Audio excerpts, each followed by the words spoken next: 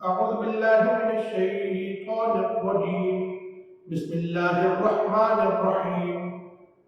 آج ہم بات کریں گے اگر کوئی شخص اپنے آپ کو امامت کرتا خواب میں دیکھتا ہے تو اس کا کیا مطلب ہے۔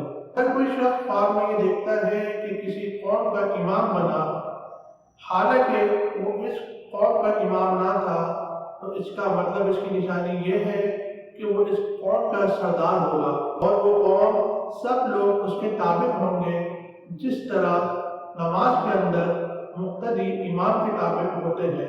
اگر کوئی دیکھے کہ کوئی جماعت کوئی گروہ جماعت کے لیے تیار ہے اور اسے امامت کے لیے آگے کرتے ہیں اور بادشاہ بھی اسے امامت کا حکم دیتا ہے تو اس کا مطلب یہ ہے کہ وہ اس جماعت اس گروہ کا سردار ہوگا اور ان کے ساتھ عدل و انصاف کرے گا۔ اگر کوئی شخص خواب میں دیکھے کہ بیٹھ کر امامت کرتا ہے تو اس کی نشانی یہ ہے کہ وہ بیمار ہوگا۔ اگر صاحب خواب میں کسی امام کو دیکھتا ہے تو اس کا مطلب اس کی نشانی یہ ہے کہ اس کے برابر شرف پائے گا، عزت پائے گا، قدر پائے گا۔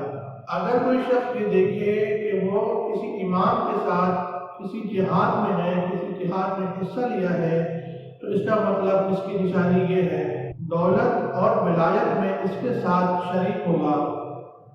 اگر کوئی شخص یہ دیکھے کہ وہ عورتوں کی امامت کراتا ہے تو اس کا مطلب یہ ہے کہ وہ ضعیف لوگوں کا حاکم ہوگا۔